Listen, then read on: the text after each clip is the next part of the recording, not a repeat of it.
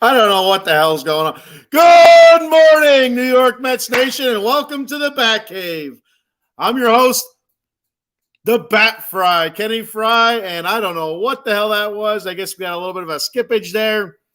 At least on my end, it looked like it. I don't know if it looked like it on your end, but it was all fumbled up. I don't know what the hell's going on. We got technical difficulties happening. Nothing's starting right. It's like the Mets' first half. God damn it. All right, we got a couple comments here. We got Maiko Spencer. So let's go. He is first today. Bubby Watts. There we go. What's up, Bubby? What's going on, brother? Bubby Watts passing his test last week. It's way to go, Bubby. What was it? I think it was math you said, and whew. Yeah, arithmetic was not my thing. What's up, Adam? I'm doing all right. I'm a little bit late today. Had some things to take care of this morning that kind of pushed me back, and then I go to start the program, and stuff is, I don't know if it's my internet connection, the Wi-Fi or what, but stuff is there, stuff is not there. It's insane. Adam says, "Happy Bobby Bonilla month." You know what, Adam? I'm telling you what. I'm going to take the mask off now. Telling you what, Adam, you're pushing buttons, brother. So yeah, it was Bobby Bonilla Day back on July 1st. And if you don't know what the hell Bobby Bonilla Day is, well, here it is. Every July 1st until I think 2035, Bobby Bonilla will get like basically $1.2 million paid from the Mets. So what it was is he and his agent decided that Bobby Bonilla did not need $30 million over, I think it was 3 years or whatever. He said he didn't need that much money.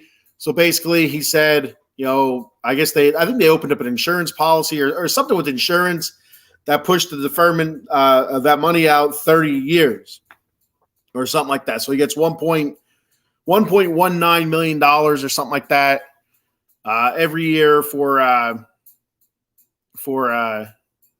like 30 years, I think it was, right? Until 2035. I don't know how long it was going for. It was like $30+ million.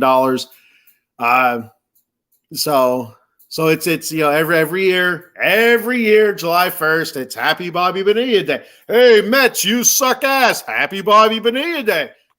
There's so many different players that do this, but for some reason, it's the Mets that stick out. I mean, Ken Griffey Jr. is still getting paid by the Cincinnati Reds. I mean, Brett Saberhagen, the Mets are still paying Brett Saberhagen, and that was before Bobby Bonilla, I think. So, I mean, it's not as much as Bobby Bonilla, but I think Brett Saberhagen's like $200,000. But there's so many different players that are still getting paid by teams long after they're off of the team. But for some reason, they got to poke at the damn Mets. I don't know why. Drives me nuts. Bubby says that's 2 streams in a row that I've seen have technical difficulties. First, Big Mike. Now you. Maybe it's me. No. To be 100% honest with you, Bubby. So when I set my program up, I usually do it in the kitchen. That's really close to the Wi-Fi, and that's where I used to do the show. Actually, the kitchen area, somewhere around there, and the bird would be right there next to my ear, chirping at me the whole time. So then I moved it. I got my nice little corner here in what we call the great room, whatever the hell that means. It's a big room. That's all I know. And so I got myself a corner set up and everything like that. So what you see here is like, oh, it's like he has a man cave. No, it's a corner. I have a corner. But it's pretty far away from the Wi-Fi. So I wonder if it just lags a little bit, because like every program I do, I hit go live and it doesn't say go live. I'm waiting. Then I hit the opening music, whatever it is. And now the last couple times actually I've been on, for some reason it'll leave a gap. It'll skip. You'll see me here look like an idiot. Thankfully I'm not picking my nose or anything like that, or looking at like a bruise on my chest or something which would be weird. But then it kicks into the music, and then it's like I'm all disheveled. I'm all messed up. It's insane. So I think it's all Wi-Fi. Mr. Fuji, hello. Geez, greetings from Japan. It's Senga Day, baby. Let's go Mets. Well, Ohtani first. Well, Ohtani, I guess he pitched yesterday. I think they pulled him in the 6th inning. He has a blister on his finger, on his middle finger, and he couldn't go anymore. So probably not going to pitch in the All-Star game.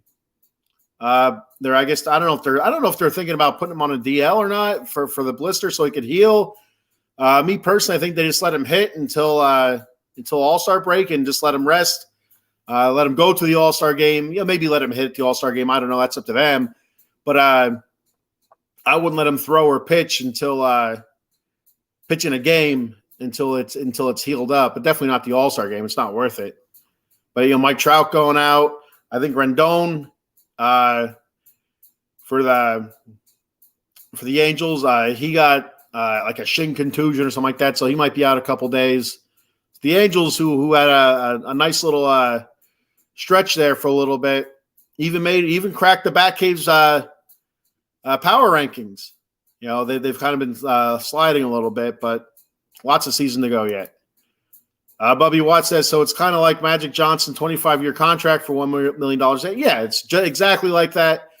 I was watching something. It was Bobby Bonilla's agent talking to a podcaster about how it got set up, and it was something with insurance. Like they're able to go through an insurance. I don't want to say insurance claim because it wasn't an insurance claim or something like that. But whatever it was able to take that $30+ million that he was owed over like a year or two and stretch it out over 30+ years. So instead of getting your lottery winnings in one lump sum, you get it, over a period of time, basically. Which, you know what?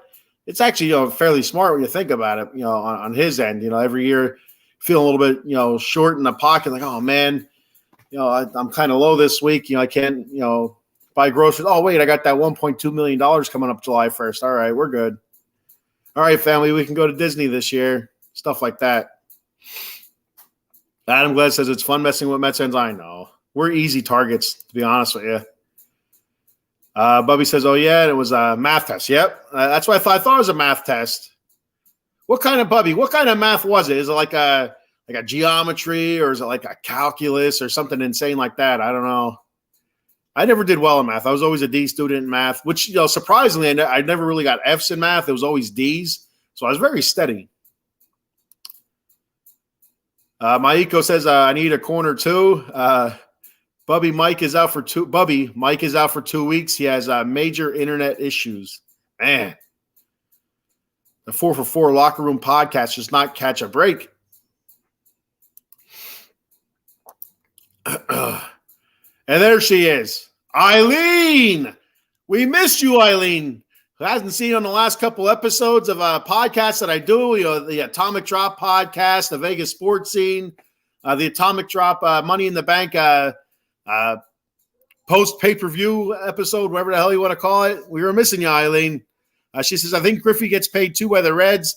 He's like the second highest or third highest paid player on the Reds. Yeah, and he's been off there for a while now. So yeah, there's quite a few. I seen a whole list of names the other day when it was Bobby Bonilla Day. And Bobby Bonilla wasn't even the highest paid player that was getting an annual salary from a past team. But it's the funniest, I guess. You know what? I'm all about comedy. So I take it in stride. And that's why I kind of make a joke out of it also, because it is kind of funny. It's silly, it's funny, but Bubby says algebra, and I'm not good in math either. Uh-oh. But you passed it, so that's all that matters. Eileen, hello. Yes, you are. Bubby says the only time I care about the Mets is during spring training because I live near the spring training stadium. Oh, there you go. So you're in Florida. You live down in Florida. That's awesome. I mean, it's really hot right now. I know it's hot up here in Pennsylvania. We actually turned on the central air for the first time on it was the second or the third. And we were holding out as long as possible because that is expensive. All right, so we're gonna kick the show off here. The Mets win 3 in a row. Now, a couple months ago, Mets won 5 in a row. And it is a couple months now. It was back in May. Mets won 5 in a row. I came on here. I'm like, they're back, baby. This is it. This is where we turn it around. No, not today. I'm not going to get overly hyped about Mets winning 3 in a row. I've said it on the past couple shows, past couple episodes of the Bat Cave. It's not about winning so many in a row. It's more about winning series now. Win as many series as you can. Get those series wins, and eventually those wins build up against the losses. Eventually those wins will overcome the losses. But it's all about getting those series wins.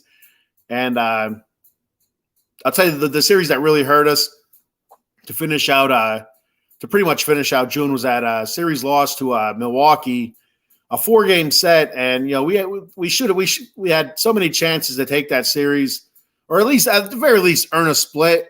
But to lose 3-4, it was really, really that was tough pill to swallow, because Milwaukee is ahead of us in the wild card standings. So, they might even be in first place in the Central. I didn't even look at the Central.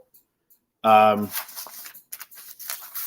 me flip my papers around. No, yeah, in the wild card, they're ahead of us in the wild card. So, but the Mets win 3 in a row. That's what's important. They got a series win. They finally get a series win. The first series win since June 1st. And then basically, if you look at it, the series win came in actually May, because there's a sweep of the Phillies, and that final game was the first day of June, but the series win came in May. So we have not won a series in all of June, which is absolutely insane. We had a worse record than the Oakland Athletics in June. I think we were like 7-19, and they were 9-16 or 9-15 or something like that. It's absolutely insane to think about that a team with this much talent, and I know everybody wants to point to the money right away. Oh, it's a $300-400 million payroll. Don't even look at that.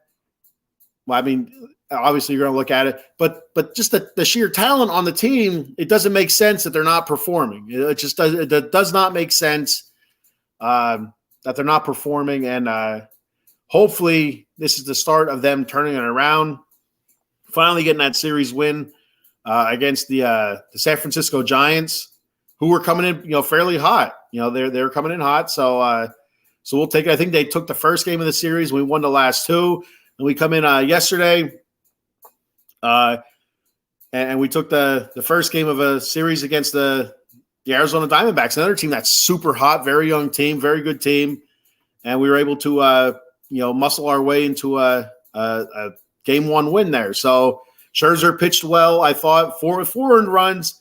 I think he gave up 3 home runs. It's a tough lineup to navigate. He did well. I think it was 9 strikeouts, maybe 2 walks, 6 innings pitched. For a season like this with the Mets, their pitchers haven't been going past the 4th or 5th inning in a lot of cases. Most cases can't get past the 5th inning. His last few starts have been like 8 innings, 6 innings, 6 innings. So we'll take that any day of the week. And he's pitched decent. He's pitched decent. He hasn't been like overpowering as he has been in the past, but he is, advanced in age. I do believe he's in his early 40s. He's pitched a lot of innings, and right now his ERA is currently sitting just north of 4, but he's sitting at, I think, an 8-2 record. So he's pitched well enough to get the wins. He had a couple starts early in the season that really inflated his ERA, but he's pitched really well. I think he's been fairly consistent for the Mets. He's been a steady hand, just about.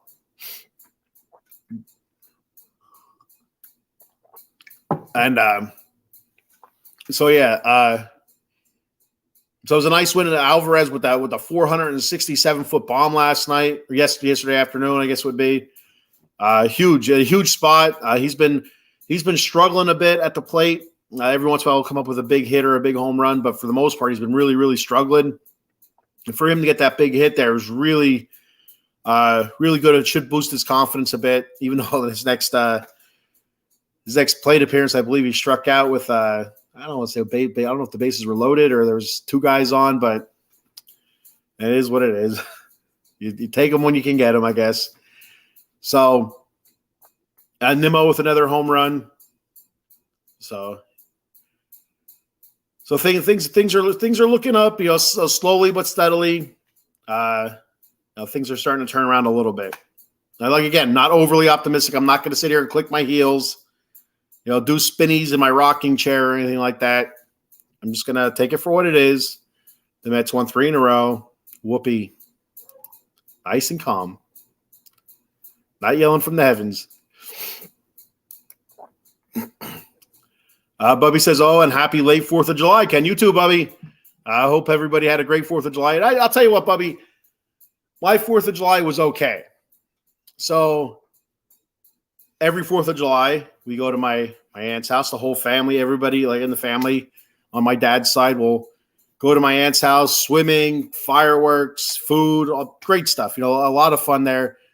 Well, this year it wasn't as much fun for me personally, knowing I had to go into work last night. So originally we were supposed to have off that night, but some geniuses on the shift while I was on vacation decided it was better to have Sunday night off instead of 4th of July night. So I was not happy.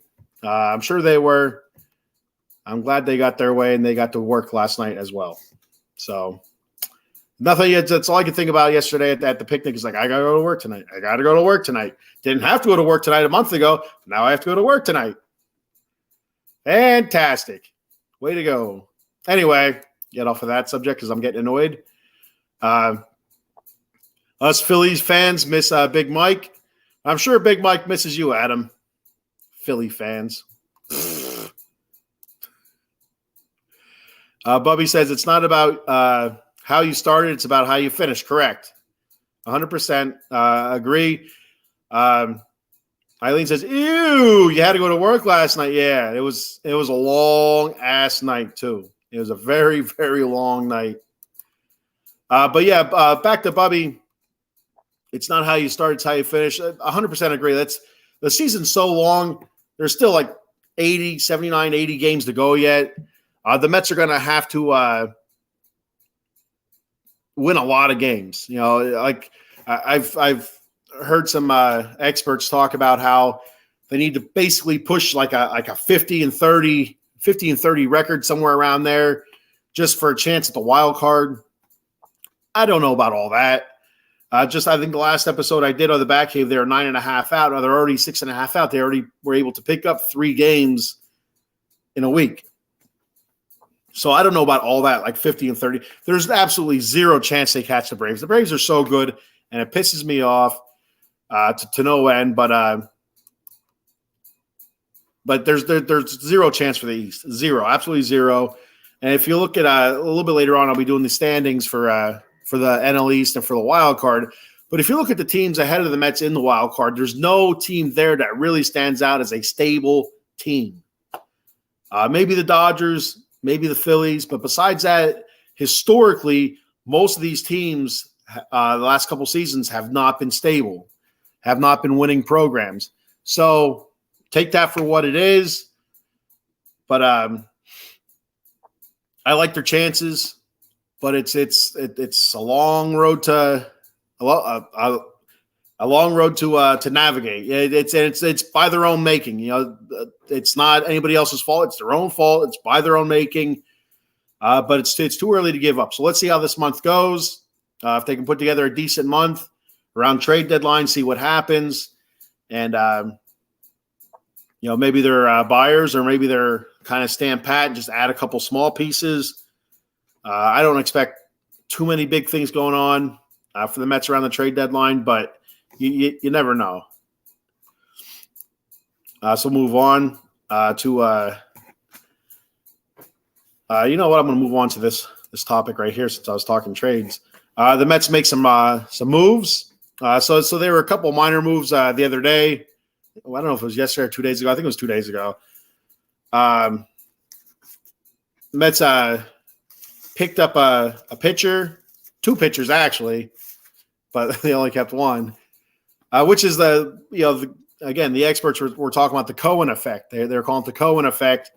Steve Cohen, because he has so much money, can take on contracts and just eat it, and it's not a big deal. Which $4 million is a big deal, but so the Mets traded Zach Muckinen. That's basically what he did for the Mets this year was muck. They traded him to Seattle for Chris Flexen and Trevor Gott. So Chris Flexen, who's been in and out of the Mets organization before, as soon as the Mets made the trade, they DFA'd him, and that's a $4 million cap hit. So they eat that. Whatever. So he gets DFA'd. He'll probably end up in Syracuse anyway. I don't think anybody's going to pick him up. He's have an absolutely awful season. But I guess the prize pony in this was Trevor Gott, who's not had a great season, a 4.03 ERA in 29 innings pitched. But I did hear somewhere that before the season started, his expected ERA, whichever the hell that means, his expected ERA was supposed to be in the low twos. I don't know if they base that off of past performances or just like a trend. Maybe it sounds like it could be like based off of trends where the last couple seasons he's done so well, they expect that trend to continue. So, but this season has not gone as well for him. I was watching some video of him, I think when he was with Milwaukee, and it looked like he had some really nasty stuff. So if they can get him right, it's a huge addition for the bullpen, which is a bullpen has just been absolutely shit this year. I'm not going to sugarcoat shit, but that's what it is. It's shit. And so hopefully he's he can turn it around, his season around here in the second half, just like the Mets, and it'll be a nice piece in the bullpen with Brooks Raleigh and David Robertson and unsteady Adam Ottavino. So and I think I'm not sure what with Seattle. For some reason, I feel like Seattle DFA'd Zach Muckinen, but I could be wrong. But they also made a couple other roster moves. The Mets, they moved let me pull up my notes here so I don't forget. Jeff Brigham, they moved to the minors. They sent him down to AAA. They DFA'd Reyes. See you later, buddy. DJ Stewart, they called him up. He actually got a sac fly yesterday. They sent Mendick down. And that's basically all I have for moves. So it's a couple moves, a couple nice moves, a couple moves that make sense. We'll take it. We'll take the sac fly yesterday. He actually got in the game. Vogelback got on with I don't know if it was a single or a walk, but he got on. That fat ass can't run, so they put DJ Stewart as a pinch runner, and he actually got up later in the game and added an insurance run. So good for him. That's good to see. Check out the comment here real quick. It's our boy, Joel Sullivan. You think the Mets have a run in them? Now, I think they have a slow jog in them. I'm not going to say a run, Joe. Like I said earlier in the show, I think it's more about series wins than it is about going on a decent run right now. Like I said, 3 in a row, that's nice. That's pretty, whatever. It's only 3 games. But it's more important to compile the series wins than it is to, I think, go on like a 7-game, or 10-game win streak. Because what happens, I think when they had the 5-game win streak, I think back in early May or mid-May, whatever it was, they won those 5 games and they lost, I think, 8 in a row. So it didn't really matter. Just wiped it out. They won they swept the Phillies, and then they didn't win a series after that. So it's about winning series right now. It's not about really building win after win after win. It's win, loss, win, loss, win, loss, or win, loss, win. Just as long as they're getting those 2 out of 3s, I think they can build something. They can build upon that. I think they can climb back into the wild card race. I'm not counting them out yet. I'm Mr. Optimistic with the Mets. I just think there's so much talent that you can't count them out yet. But if they have another shitty month like they did in June, they're done. That's it. August is done. They'll make trades. I like they should. They should dump whoever they could. Take calls on everybody, which I don't like, but that's what they should do. They should take calls on everybody. Doesn't mean they should trade everybody, but everybody should be made available. Which again, I don't want them to trade Pete Alonso. Pete Alonso's my favorite Met right now, but if that means turning the team around, and that's what it is. I just got a Pete Alonso jersey. Can't get rid of Pete. I just got a Pete Alonso freaking jersey here. Oh my god, that really pissed me off. But anyway, so speaking of Joel Sullivan, right here, our boy Joel Sullivan. You can check him out Mondays on the Sully Squad, Tuesdays, extra innings talking Major League Baseball with Cowboy Dave. And also he'll be starting a new show coming up pretty soon called Old School Hour. And on the first episode next Tuesday, I believe, I'll put out a time. I think we're going 6 p.m., if I'm not mistaken. I think that's what we're going with. But we'll be doing the first episode. I'll be doing with Joe. We'll be talking old school Mets. We'll be talking Mets kind of centered around the 86 World Series, how they got there, and what happened after. Why didn't they win more? I know in 88 they got fairly close again. I think they made it to the NLCS and lost to the Dodgers. I think that was the year the Dodgers beat the Athletics in the World Series. I think that was the Kirk Gibson year. I could be wrong. That's the year that Kirk Gibson had the gimp leg and hit that home run and did the whole jog around. Yeah, buddy. So that's what we'll be doing for old school. Basically the 80s Mets, and like what happened after that, like, what trades, kind of, because in the early 90s they were trash, and it shouldn't have been that way. They should have been a pretty good franchise for years to come after that, and it just didn't happen. A lot of young talent, and that was it. Bubby says the Red Sox will be playing the Mets soon. Oh, Red Sox fan, Bubby there we go. Bubby, you should be doing a podcast on here for the Red Sox. That's what you should be doing. Nuts to the math. You should be doing a podcast on Out of the Box Sports Network. The Red Sox, they lost last night to Texas, I think it was. So, yeah, but that should be a fun series. The Red Sox, they put up they put up a lot of runs, and the Mets have been actually the Mets offensively have been doing fairly well. They've been hitting a lot better, putting more runs up on the board. It's just their bullpen has been really letting them down. And starting pitching to a certain extent has been letting them down a lot.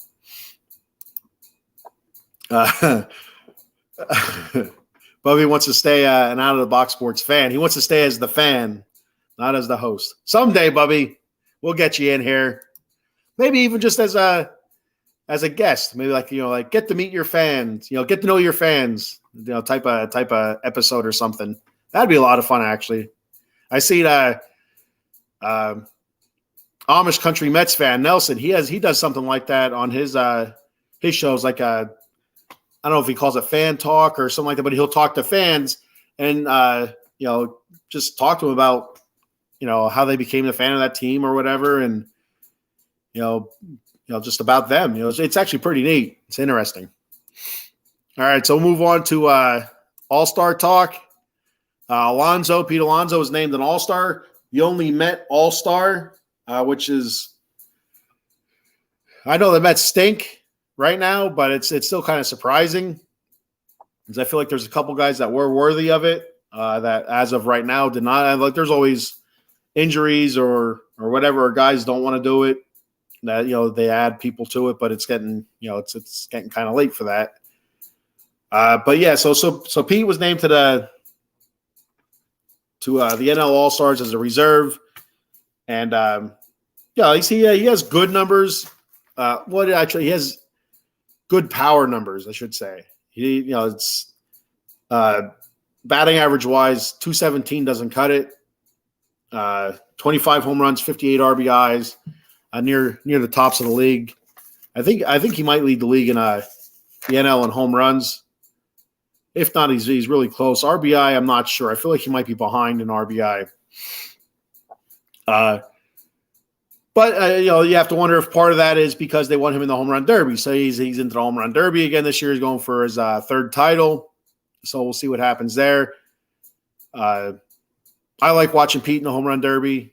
He's a big dude that hits the ball really, really far. So that's always a lot of fun to watch.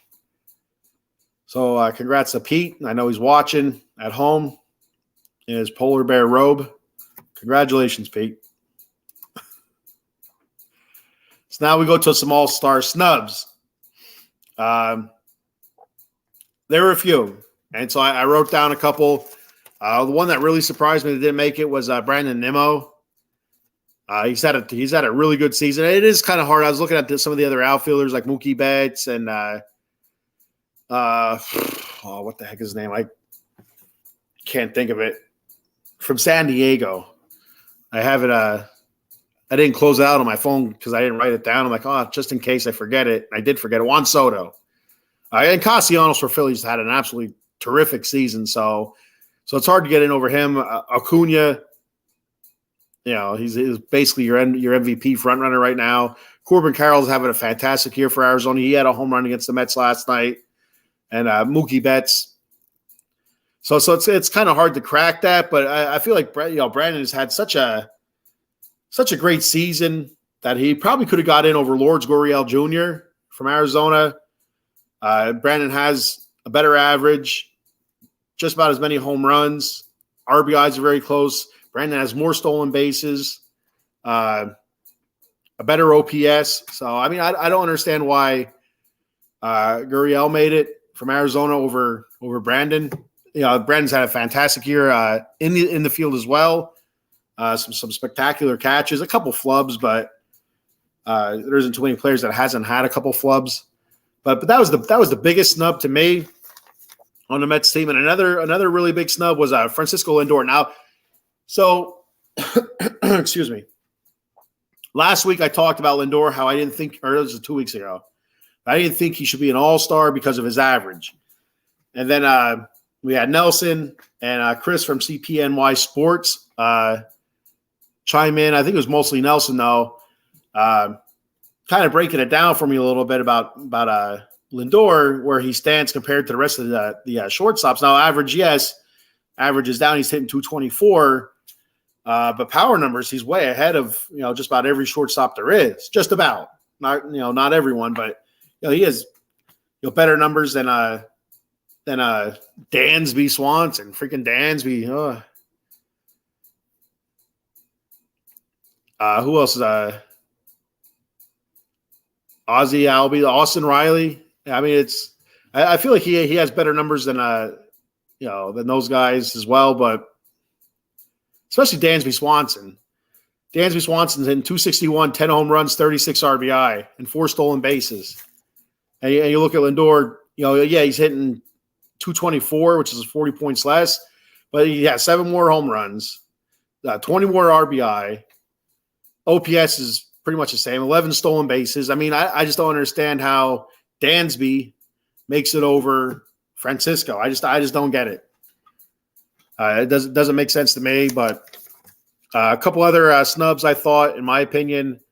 David Robertson, a little bit harder for him to make it in because looking at the relievers that the NL does have, they're all pretty solid. A couple guys with ERAs over 2, but they're still solid. They're solid pitchers.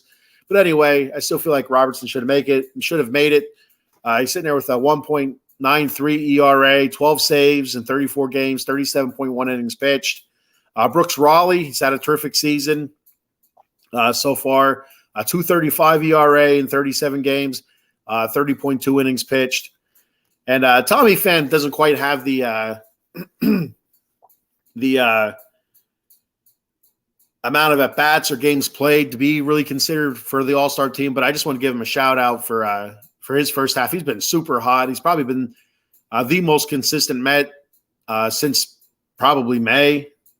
Tommy Pham hitting 287, 9 home runs, 34 RBIs, and 9 stolen bases. And if the Mets keep going the way they're going with playing like crap,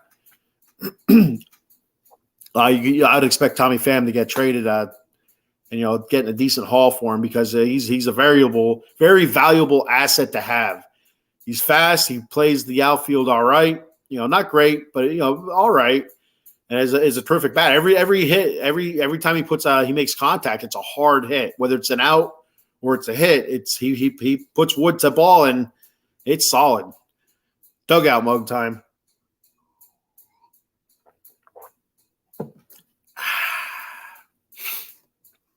So those are the all-star snubs that I have. Before I move on, I'm going to hit some more comments. All right, here we go. Eileen says, I did vote Mets. They appreciate that, Eileen. I know they do.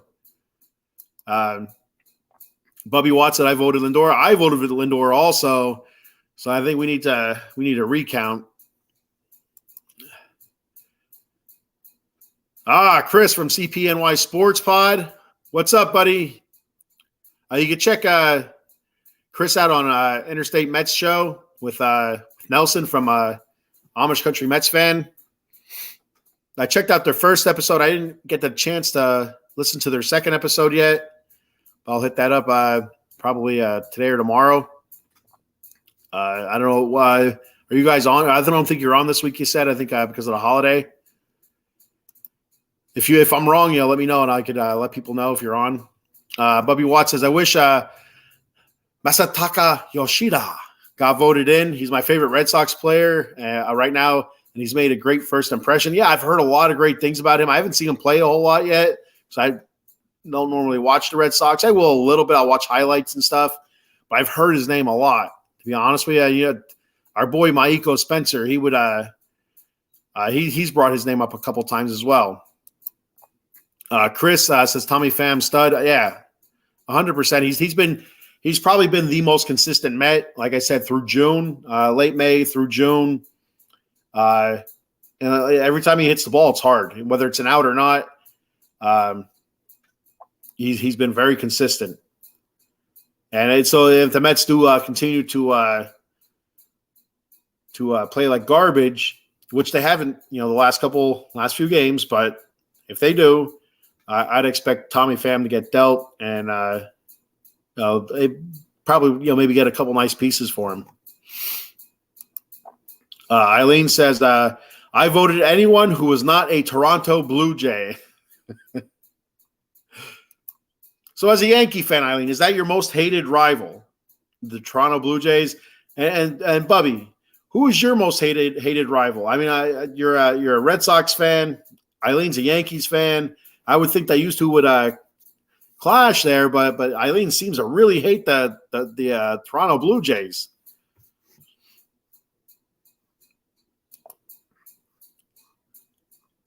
So before I move on to my mid-season grades, I'm going to go ahead and do a sponsor read.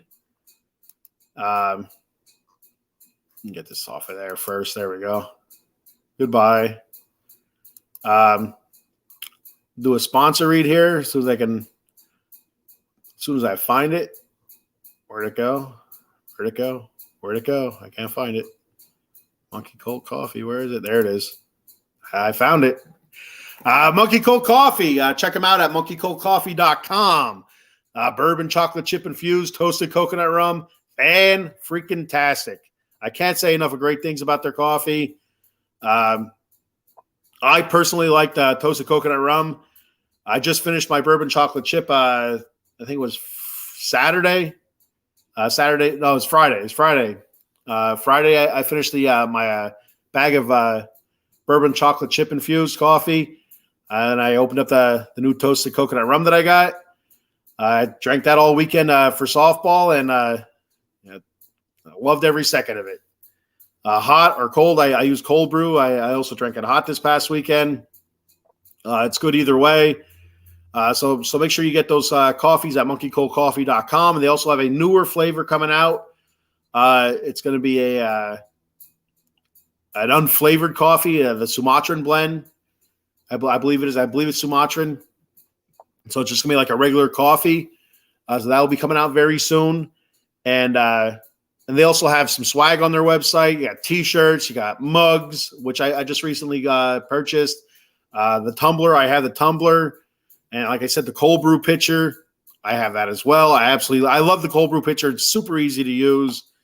I did post a while ago how to use it. I think I'll do that again because it was a lot of fun. I like attention. I'm an attention whore, as it were. So check all that stuff out at monkeycoldcoffee.com. They also have a rum cake there that is really good. And when you're buying your coffee and your T-shirts at checkout, make sure you use the promo code OOTB Sports for 10% off. That promo code once again is OOTB Sports for 10% off at monkeycoldcoffee.com. And one last note, for every purchase made at monkeycoldcoffee.com, a portion of the proceeds are donated to pediatric cancer research. So even if you're not into coffee, buy yourself a T-shirt or a mug or something like that, because it is a pretty sweet logo. The Monkey Cold Coffee logo is pretty sweet. So a portion of those proceeds will go towards a good cause. monkeycoldcoffee.com. Yeehaw! All right, so we got a couple comments here I'm going to read before I go into the next topic.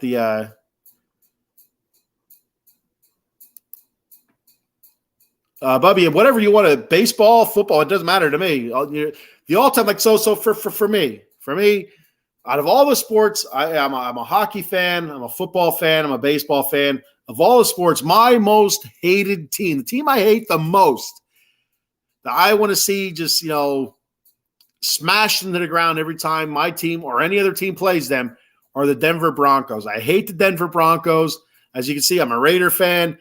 I hate the Denver Broncos. I don't like using the word hate, towards people. I don't think it's good to use. I don't hate anybody, but I do hate the Denver Broncos. That's I like for me, but for baseball, it'd probably have to be the Braves. Braves, and to a lesser extent the Phillies, but mostly the Braves. Eileen says, obviously I don't like the Red Sox, but rivalry is kind of dead right now. Yeah, you know what? And it's such a bummer because I remember before the Red Sox won that World Series, their first World Series in how many years it was, the Curse of the Bambino thing, that rivalry was hot. That was hot. It was, Stone Cold versus Vince McMahon hot. I mean, that sucker was red hot, white hot heat. That the Yankees Red Sox. It was must see TV. It was always going to be great games because the Red Sox were a really good team. The Yankees were a really good team, and it was fantastic. But then after a couple of World Series wins, it kind of lost its luster a little bit, and yeah, like so both teams have been fairly relevant.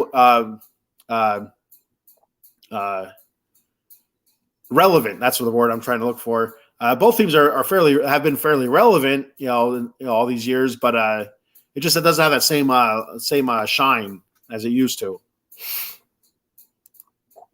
Adam Glenn says, I think the Mets and Yankees each have one All-Star.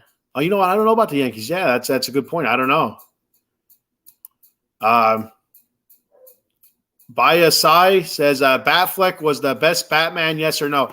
All right, so that's not a bad question. I'm a huge Batman fan. If you can't figure that out, I love Batman. So it depends on what kind of Batman you like. All right, so I also read a bunch of the comic books, and a lot of the Batman comic books that I like has your bigger, your thicker, your angrier Batman. And I thought Ben Affleck did a fantastic job portraying that type of Batman. He was a brutal Batman, but he was a super thick Batman, looked like the comic book Batman. I really dug that. I thought he was fantastic. Christian Bale was a very good Batman as well, but I think overall, he was probably the best Bruce Wayne, in my opinion. I don't think Ben Affleck did a great job with Bruce Wayne. With Bruce Wayne, I don't know if it just wasn't a whole lot of screen time with Bruce Wayne or it was mostly Batman stuff. But I think at that point in Batman's life that Ben Affleck portrayed was all about Batman. Whereas Christian Bale's Batman was still kind of Bruce Wayne and Batman, but where Ben Affleck, it was Batman and Bruce Wayne. Batman was first, Bruce Wayne was a distant second.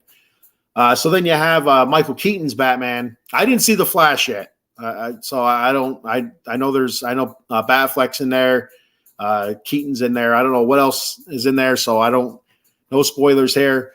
But Michael Keaton was my first Batman, my childhood Batman. Well, I shouldn't say that because I did as a kid watch Adam West's Batman. I remember we'd be out playing in the streets, me and my brother.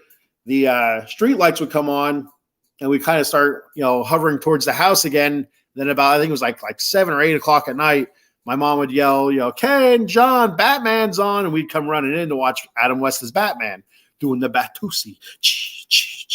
Yeah, Batusi. But anyway, you know what I mean. And Michael Keaton was my first film, movie Batman. Michael Keaton was. So he was the Batman. So when I think of Batman, I go to Michael Keaton right away. And I thought he did a terrific job as Bruce Wayne and as Batman. Didn't quite have the athletic moves that you've seen out of Ben Affleck or out of Christian Bale, but in my opinion, it was a very, very good Batman. I mean, he was Mr. Mom for crying. He was Beetlejuice, and there he was as Batman. So I really like Ben Affleck's Batman. Was he the best Batman? I don't know. Robert Pattinson, I think he does a decent job. I was kind of happy with his Batman movie, and for the Batman that Ben Affleck was portraying, I think he was the best man for that choice, for that role. I was really skeptical when he got that role, as just like a bunch of other comic book fans or Batman fans were. We were not happy about it, but I thought he did a good job. There's still a lot of people that won't even give him a chance at it, that didn't really watch the movies. But if you watch the Ben Affleck Batman movies, you have to watch the Batman vs. Superman Ultimate Edition. You can't watch the Batman vs. Superman theatrical version. That's garbage. It's straight up garbage. You got to watch the Ultimate Edition, Batman vs. Superman. And I think the Justice League Snyder's cut, the Zack Snyder cut of the Justice League is so much better than the theatrical Justice League. So much better. And that was how the vision, the original vision for Justice League was supposed to be before Zack Snyder dropped out. So, great question. I like that. You get a little bit of Batman talking here. I'll take that any day of the week. Eileen says, I thought it was cool to see Texas Rangers players in an all-star game. They got quite a few guys in, actually. The Rangers are a very good team. Bubby says, for baseball, definitely the Yankees. And all time it's split between the Yankees and the Washington Capitals. Oh, there you go.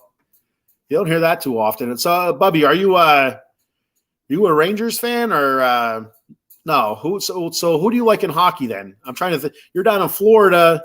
You're a Red Sox fan. I don't know if you'd be a Bruins fan then, or is there another team they like that'd be rivals with the Capitals? Eileen says Judge, but he can't play, and then Cole. Okay. Eileen, is Judge out? Is he out for a long time? I haven't heard anything recently about Judge. Just that he had a torn ligament in his toe. I didn't know if he was going to try to work through it or not. Bubby says the teams I don't like in baseball: Yankees, Dodgers, Rays, Cardinals, Blue Jays, and Tigers. Sounds like a hell of a list.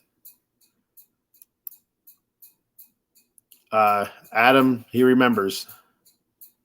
I think that's what he's getting ready to say. And here it is. Cowboy Dave Yarnell, my partner in crime on the Atomic Drop podcast. That is on every Friday night at 10:30 p.m. Check us out, talking WWE wrestling. What's going on, buddy? All right. So we'll head back to the Met talk. I got on to a Batman tangent there, which I'll do any day of the week. I'll talk about I should do a Batman show. So we'll go to midseason grades here. Mid-season grade, they're fun to do, but they're also hard. I try to be I try to look at it through a different scope. I try not to be like the fan, by being too harsh or too lenient. I try like, all right, I'm the podcast host, the Bat Frie. I'm not Kenny Fry, the Batman fan.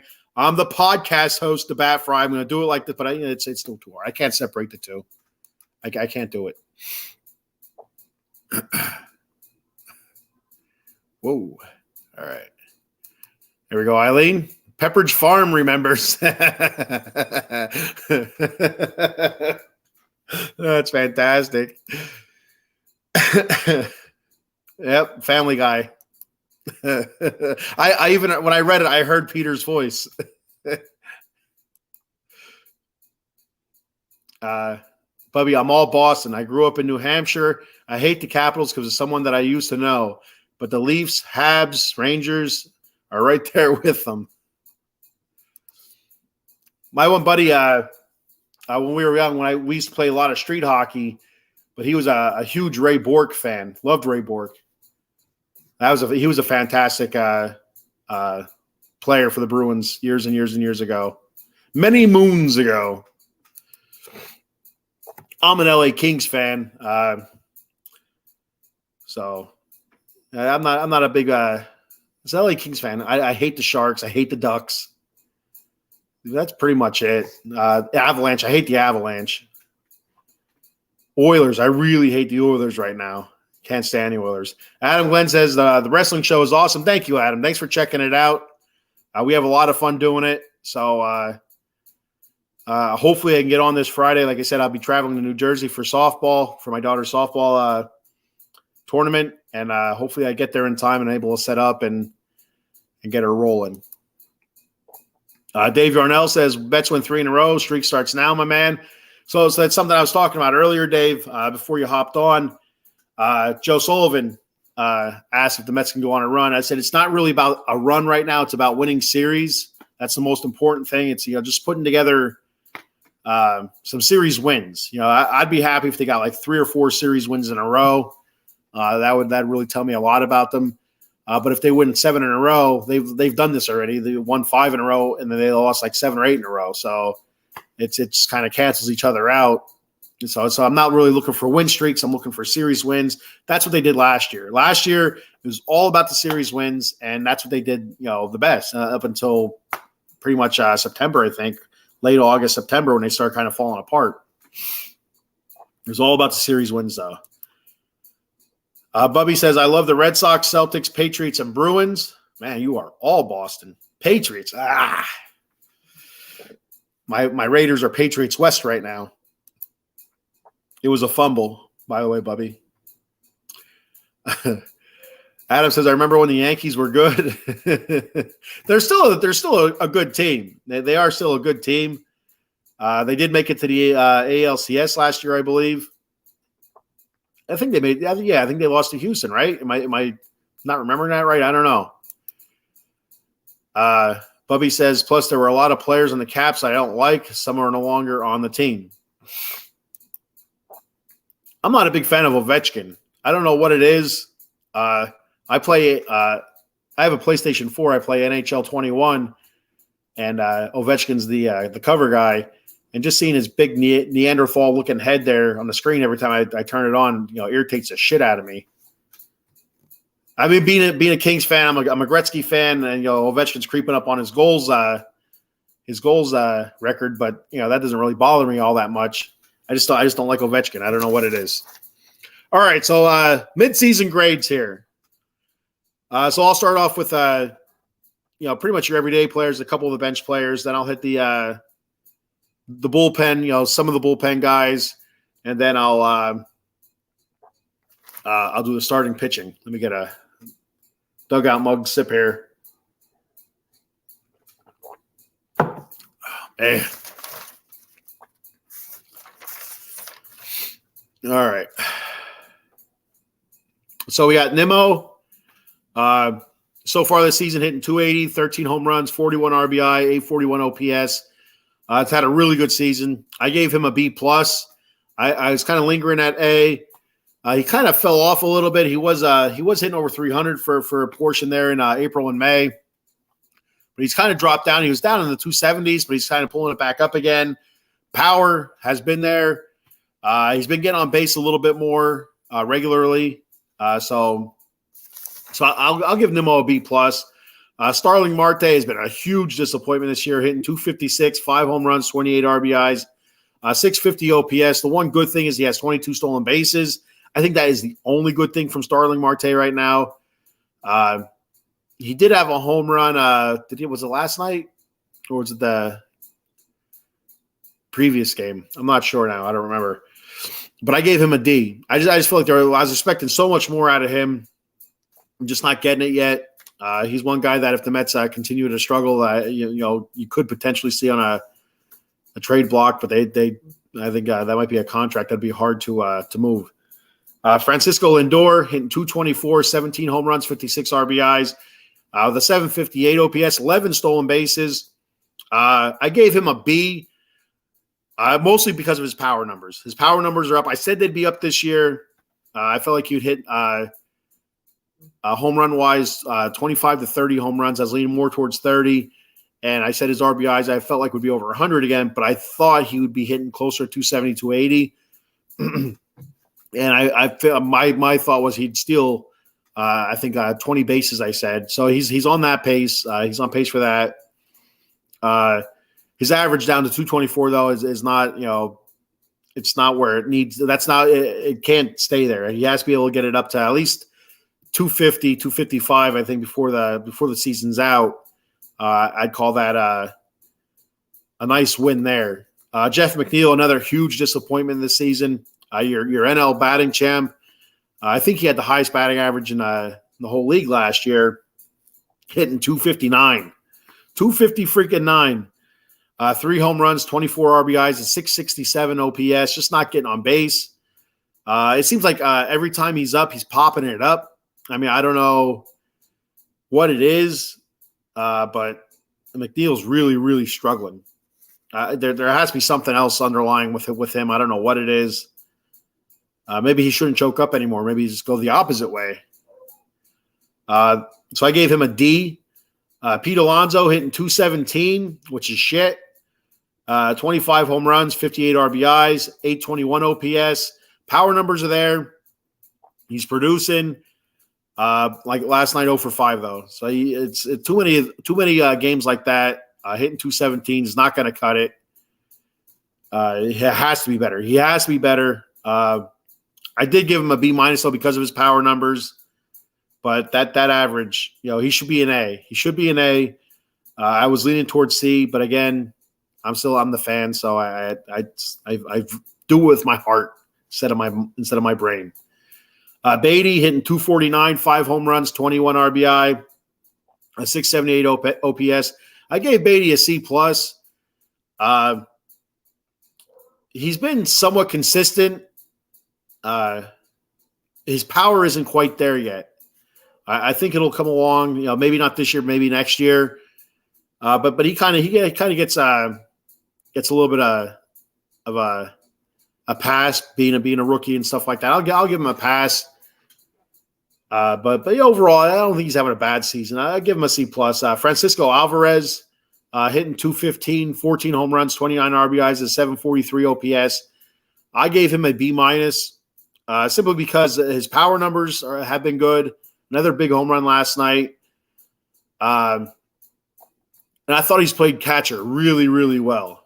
It's something I mentioned on here a whole bunch of times, that one of the biggest knocks on him was his defense as a catcher, and I thought he's been outstanding. I thought he's been really, really good. There's been a couple you see all the Met haters putting out the couple video clips of him dropping a pop-up as a catcher, or him, which I thought was kind of funny, him and Scherzer kind of bumping into each other and dropping a foul pop-up. But that is what it is. One of the hardest things to do is, as a catcher, is to catch a pop up. I was a catcher. Granted, it wasn't at a high level or anything like that, but I always remember the hardest thing to do was to catch a pop up. It's just a weird spin on it. It moves everywhere. It's a very hard thing to do. These are professionals. I get it, but That's my piece on that. So I gave him a B minus. Tommy Pham, 287, 9 home runs, 34 RBIs, 870 OPS, 9 stolen bases. I gave him a B plus. You can't ask for more out of that guy. Cannot, and I wrote him. A lot of people wrote him early in the season. But he's been fantastic. He's been absolutely fantastic. So you got to give Tommy Pham some credit there. Mark Canha hitting 245, 6 home runs, 25 RBIs, 732 OPS. I gave him a C minus. I expect a little bit more out of Mark Canha as well. There's another guy I think could be a trade bait. Even if the Mets do start playing well, I think they should look to trade him, move him. He's playing a little bit better, but I'd like to see them bring Vientos up or even Ronnie Mauricio and get them some outfield work or whatever. But Canha's not cutting it. Or make Tommy Pham the everyday outfielder out there. It's something. Canha's not cutting it, so I'd say show him the door. So I don't know. Vogelback. Oh, Vogelback. My eyes hurt. Daniel Vogelback hitting 206, 5 home runs, 23 RBIs, a 658 OPS. I gave him an F. He's awful. I don't know what else to say about it. He can't play the field. He's not very good at the DH position. So he's a hitter and he's not very good at it. He can't run. I don't even know why you keep that around. Like, why? You could bring anybody up out of the goddamn minor leagues and do what he's doing. Anybody. You could bring anybody up out of the minor leagues and do exactly what Vogelback is doing. Anybody. So, you could bring McCann back. McCann could do what he's doing. Probably worse. But, it's infuriating. It's frustrating. I watched a video. I think maybe that's why I gave him an F. I watched a video of his career, of him getting thrown out from every possible place in the field just about. So, and it just pissed me off. But not only as a Met, but as a Pirate and a Brewer and stuff like that, for every team that he's played for, getting thrown out on balls that are bobbled 3 or 4 times and he's still nowhere near the bag. It's like, what in the hell is going on? How is this guy a professional baseball player? I get it if he's hitting 300 and, he's just smashing the ball. He's not. How is the man a professional baseball player? I don't get it. How does he stay up in the major leagues? How is he not in the minor leagues? I don't understand. It boggles my mind. It absolutely it boggles my mind. I don't understand it. But he got an F. I can't handle it anymore. I liked Vogelback last year. I thought it was fun to have on the team. Kind of felt like it kind of loosened the team up a little bit because they're very stuffy, kind of Buck-like. Showalter's a very stuffy kind of guy.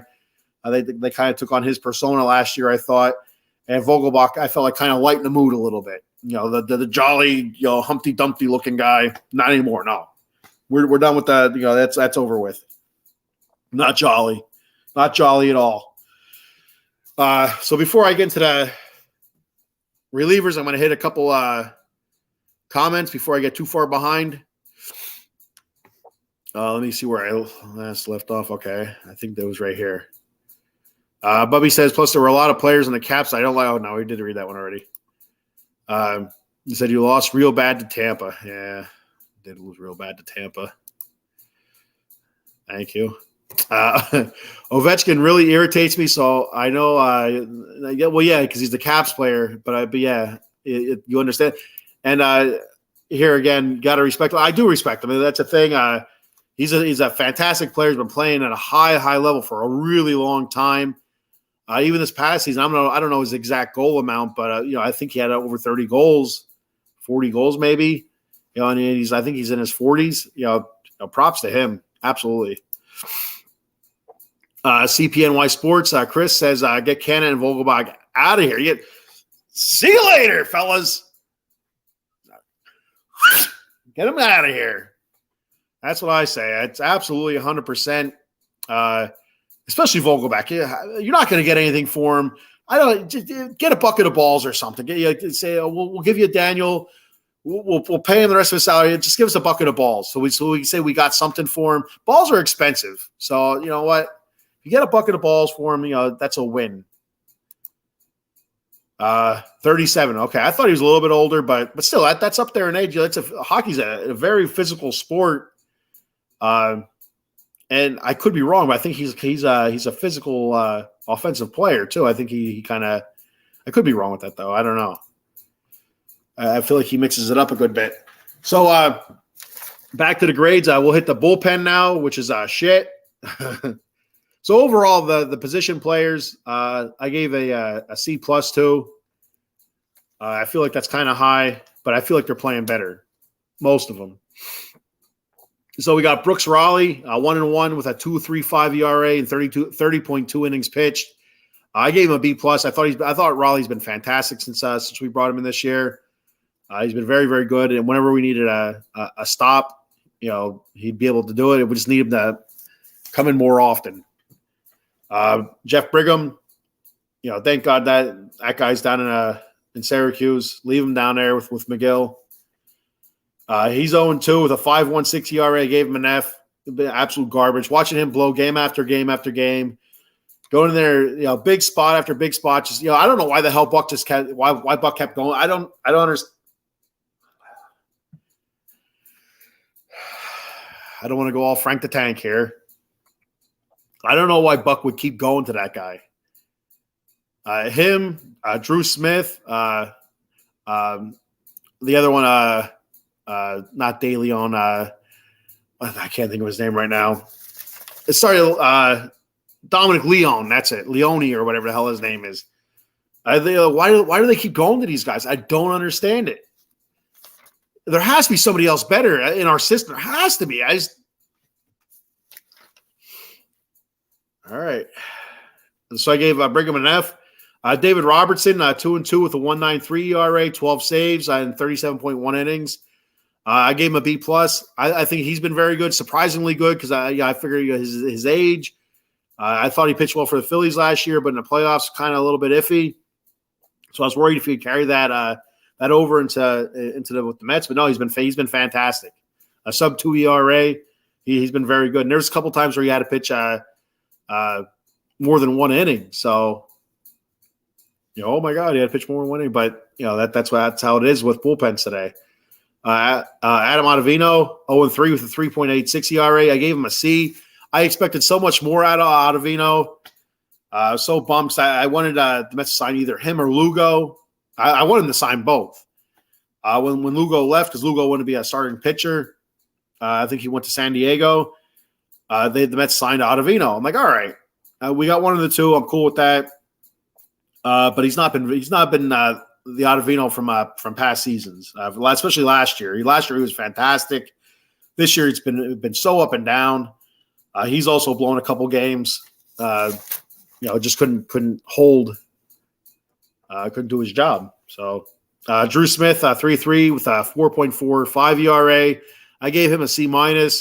There's some games he looks really good. Some games he looks really bad. I don't know where to put Drew Smith. I feel like Drew Smith is better than what he's been showing, but he's been so up and down. It's you get optimistic and then he shits on you. You get optimistic, then he shits on you. So that's why he gets a C-. And Dominic Leone, 1-3, the 5.09 ERA, a D, garbage, straight up garbage. Our bullpen, I give a D+. I think that's been our biggest fall this year. And it's not all on them. Starting pitching has not been able to go deep into games. So a lot of that is some of that is the reason why the bullpen is the way it is. But you have a job to do. Do your fucking job. Oop, sorry. A little F word there. Sorry, guys. I don't want the FCC coming after me. Speaking of Family Guy, remember that was in the first season ever. So starting pitching. So Kodai Senga, 6-5 with 3.53 ERA, over 100 strikeouts, but 49 walks. I gave Kodai a B-. He's been very consistent. I feel like he's been really consistent, and you're so when the Mets signed him, he was our number 3 pitcher. And that's kind of how he's pitched, to be 100% honest with you.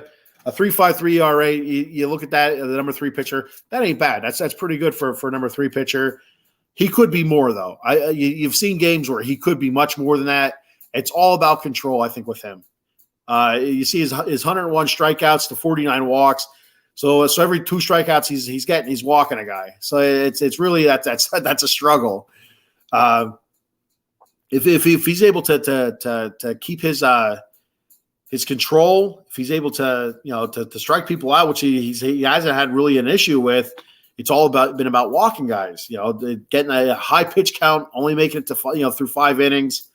It's been an issue. But then when he does have his control, he's unhittable.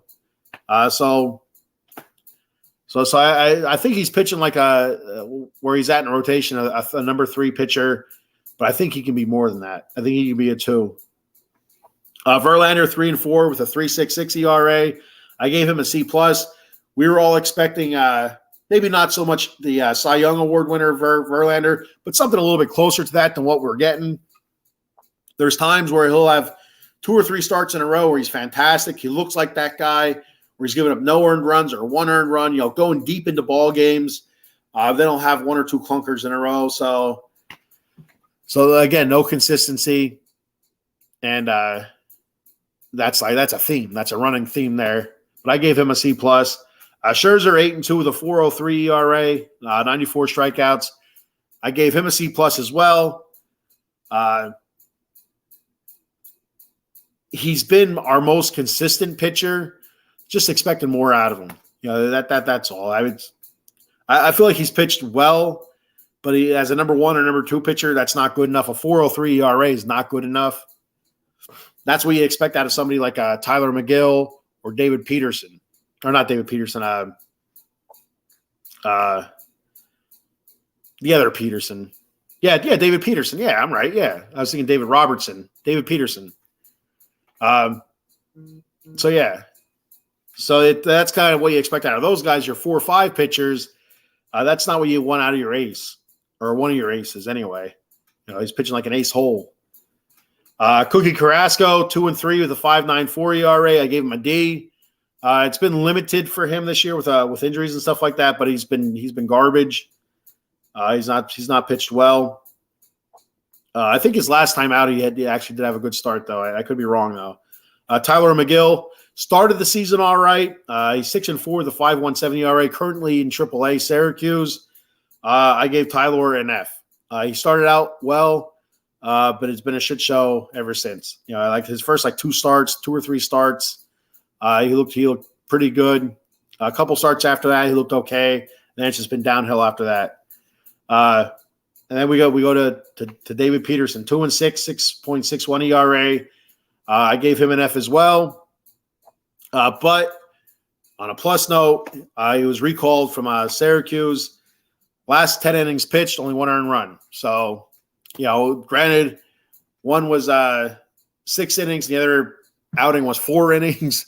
So I don't know why it was 4 innings. I think it was only like the 60. The pitch count was only in the 60s.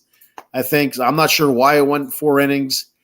If they felt like that was the 3rd time through the lineup, and maybe this is usually where he gets his ass kicked, so let's get him out of there. That very well could be it, and that's smart. That's smart baseball, in my opinion. Sometimes Buck does get things right. So overall, as a team, I give them a D. They're not very good. They can be much better, though. So D with a lot of room for improvement. So I'll be harsh there. I feel like their offense is coming around a little bit. Starting pitching, there's glimmers where it looks good. The bullpen still kind of in shambles, in my opinion. So Bubby says you probably think that because of all of his gray hairs. He does have a lot of gray hairs, Ovechkin, especially when he has the beard and everything and the hair. He's pretty great. Even the game, the NHL 21 game I play, that's the photo of him is from 2020, I think, or 2019, and he looks pretty old there as well. He looks like a Neanderthal. I mean, it's really weird looking. Adam Glenn says Mets team grade D-. Yeah, you're not far off, Adam. Right on. All right. Before I move on to the next topic, I'm going to go ahead and read our next sponsor. Let me get that banner off of there first. There it is. J Fine Law, Jason Fine, a.k.a. Attorney Big Al. You can reach Big Al at 1-800-HURT-123. That's 1-800-HURT-123. Jason Fine specializes in motor vehicle accidents, slip and fall, workman's comp, and personal injury claims. You can reach Jason 24/7 directly at 267-962-4895 or The Asian Persuasion, Maiko Spencer at 267-303-7324 for a free consultation. J Fine Law now has 3 office locations throughout Pennsylvania and New Jersey. Their office location in New Jersey is in Cherry Hill, New Jersey, located at 3 Greensward Lane, Cherry Hill, New Jersey. And the number there is 856-209-5258. And then in Pennsylvania, in the Steel City of Pittsburgh, Pennsylvania, located at 500 Grant Street, Suite 2900, Pittsburgh, Pennsylvania. And the number there is 412-365-8151. And last but not least, the city of brotherly love, Philadelphia, Pennsylvania. And the office is located at 1628 JFK Boulevard, Suite 2120 in Philadelphia. And the number there is 267-888-2980. That's J Fine Law, a.k.a. Attorney Big Al. Tell him the Bat Frie sent you. There we go. J Fine. What's up? All right, we'll move on here. Moving on. Where are we at here? Standings. All right. So now we're moving on to the standings. I have the NL East standings, and I'll also do the wild card standings. So NL East, we have the Braves sitting up top, of course, at 57-28. Absolutely dominant. 9-1 in their last 10. The Marlins, the surprising Marlins, sitting at 50-37, 8 games back. Their last 10, 7-3. The Phillies are playing much better. Sitting at 45-39, 11 and a half games back. 7-3 in their last 10. The Mets sitting in 4th place, 39-46, 18 damn games out. 5-5 in their last 10.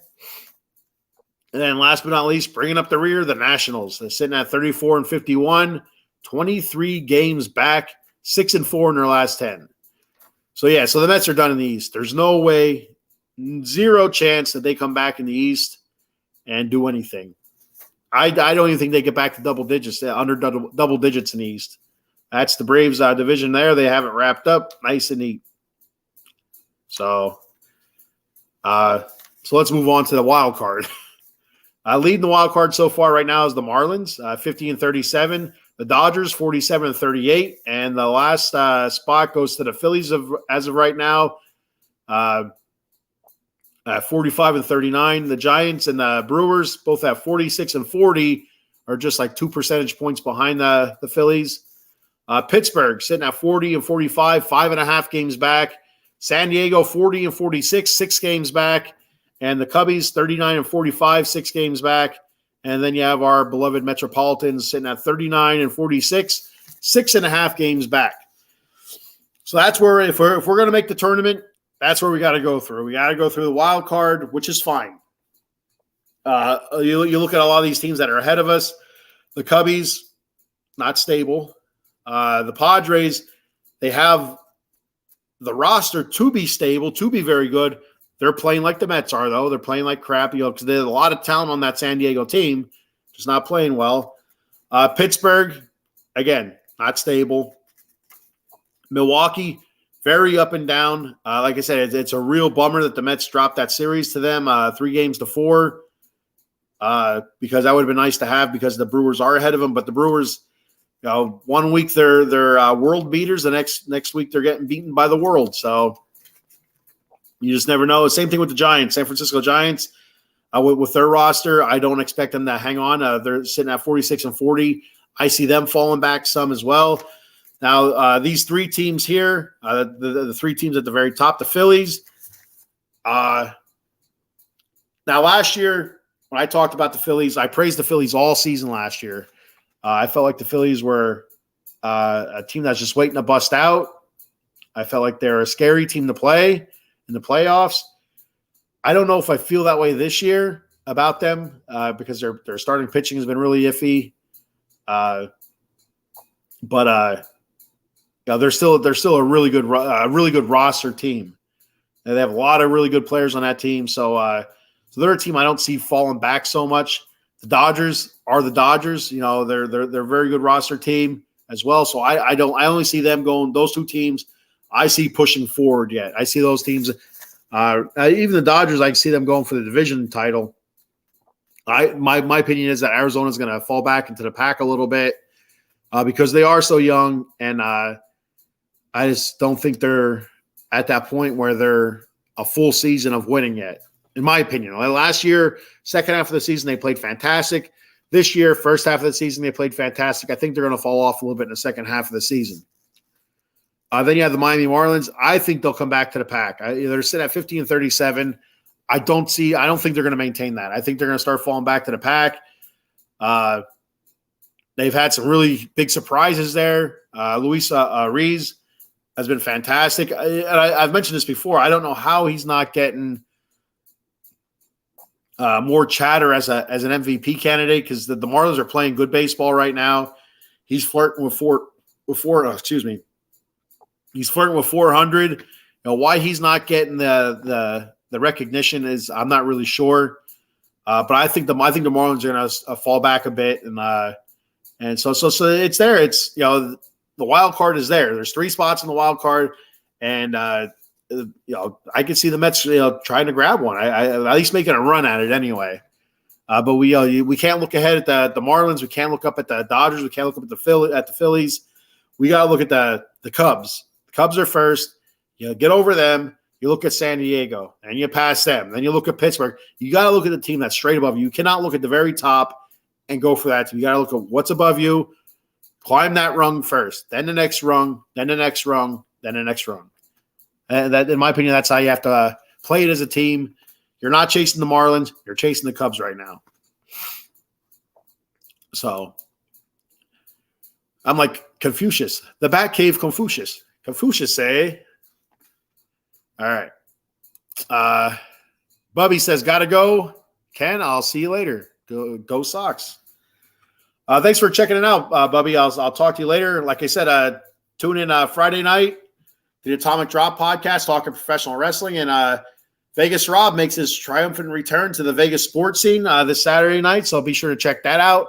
Not sure if I'll be on either of those episodes, though. Depends on what I got going on with the softball tournament. So I will try my damnedest. I love podcasting. I think this is fantastic. I like talking to you people. You're like my little podcasting family. All right, so we'll move on to the next topic here, the final topic, the one that all the major league teams have been waiting for, and all of you out there, the millions and millions of the Batcave fans have been waiting for, the Batcave Power Rankings. There it is, the Batcave Power Rankings. So I'll read them off, I guess, from 10 to 1, in reverse. I'll also read off a couple honorable mentions. I'll do the honorable mentions first, and then I'll read off from 10 to 1, and I'll tell you if they rose in the power rankings, or they dropped, or they weren't ranked at all the week before. All right, so here we go. Get ready. The honorable mentions, we have the Phillies, Reds, and Giants. The Reds and Giants were in the power rankings 2 weeks ago. Both those teams drop out. The Reds had that 12-game win streak or whatever, but now they kind of came back down to earth. So at number 10, I got the LA Dodgers. They were not ranked last time. Number 9, I have the Brew Crew. They were playing well. I think they I know they lost last night, but I feel like they might have lost their last 2 games. But I could be wrong. That they were not ranked 2 weeks ago. At number 8, I have the Yankees. They stay pat. They were 8 last time. Number 7, I have the Astros. They're playing a better. Again, there's another team that has a roster to win the defending World Series champions. So they weren't ranked last time, but now they're up at 7. Number 6, I have the Marlins. They're up 1 spot. Number 5, I have the Orioles. They're down 2 spots. Our big tumbler this week. The Orioles down 2 spots from 3 to 5. Number 4, I have the Diamondbacks up 1. Number 3, I have the Texas Rangers up 1. And here it is, the big shock of the week. Get ready to be shocked. It's shocking how shockingly shocked you're going to be. Number 2, for the first time since I've been doing the power rankings this season, the Tampa Bay Rays. They are down 1 spot to number 2. So that means number 1 goes to, drum roll, number 1, the jerk-off Atlanta Braves. They've been, I think, the best team recently, easily. And so that's why they got the number 1 spot. But every power ranking I've done so far this season, I've had the Rays up top, and the Rays have overtaken them. I feel like the Rays have come back to the pack a little bit. And the Braves are a very, very good team. Very good team. And I hate saying that. It makes my tongue itchy to say stuff like that. So, Adam says, you and Rob won't be on the show till the 22nd. All right. Eileen says, yay, Rob is back. I don't know, Adam, what you mean the 22nd. So Rob is back this Saturday. And like I said, I'll be at a softball tournament in New Jersey, Sewell, New Jersey. So if I'm able to, I'll be on with Rob. So that's what, the 8th, I think. So, and if not this week, maybe next week. So maybe it would be the 22nd. I don't know, because next weekend is my work weekend. So I won't know if I have to work until Friday morning. And so I won't know if I'll be on next weekend either. So maybe you're right, Adam. Adam sees into the future. I know Adam sees into the future because he called Jimmy G last year, said Jimmy G was going to be a Raider even before the season started last season. We laughed at him. He laughs at us now. I'm going to do our show schedule here. Our show schedule read. That's hard to say. All right. So here on Out of the Box Sports, we have something for everybody. Mondays at 4 p.m., the Joystick Junkies. 6 p.m., Sully Squad. 8:30 p.m., Big Blue Power Hour, talking New York Giants football. Tuesdays at 8:30, Extra Innings. That's talking all Major League Baseball. Wednesdays at 10 a.m., normally 10 a.m., you have me, the Bat Cave. I was a half hour late today. I had some stuff to take care of. 6 p.m., you have the College Football Frenzy. They're returning July 26th or 27th, I believe. 9:30 p.m., Dem 215 boys talking Dallas Cowboy football on Wednesday nights. Thursdays, 8 p.m., Big Mike's 4 for 4 Locker Room podcast. Currently, he's having some internet issues, so it might be a couple weeks till he's back. Fridays at 10:30, you have the Atomic Drop podcast with myself and Cowboy Dave Yarnell talking WWE wrestling, old school and current product, pay-per-views and such. Saturdays at 10 p.m., you have the Vegas sports scene.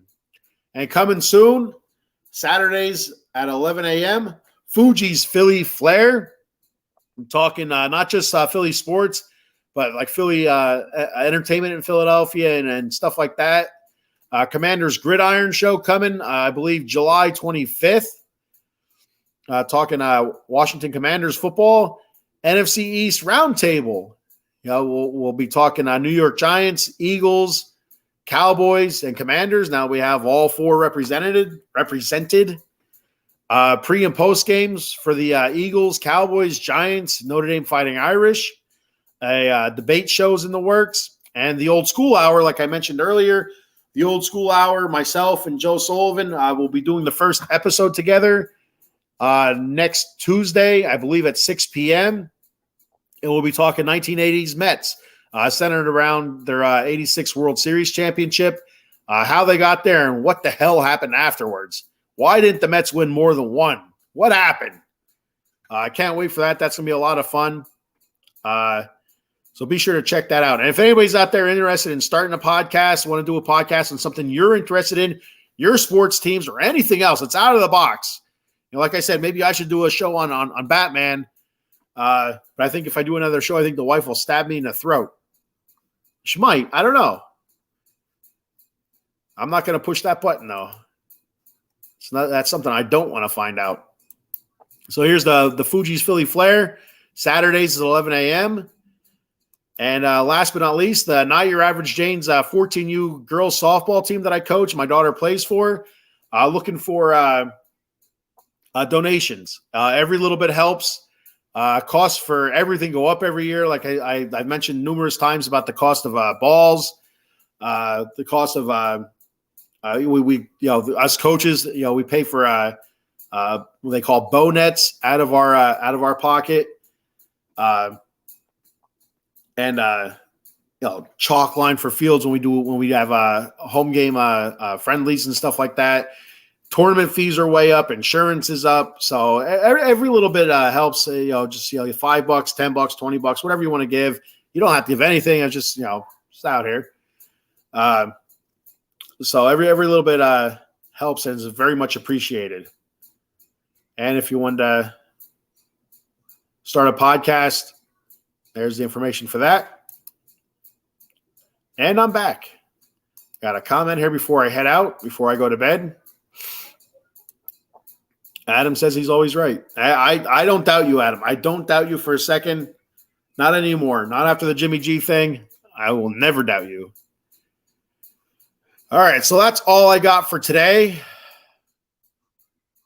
I thank each and every one of you for watching the show and commenting. I'm much appreciated. I apologize for being a little bit late today. It will probably happen again. All right, so I'm kind of lingering to see if there's any more comments. It does not appear to be any more comments popping up there.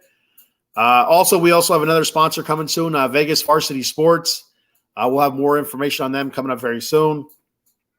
Check them out. Check their website out, their Twitter, stuff like that, their Facebook page. They have a really cool vintage Vegas sports type T-shirts there.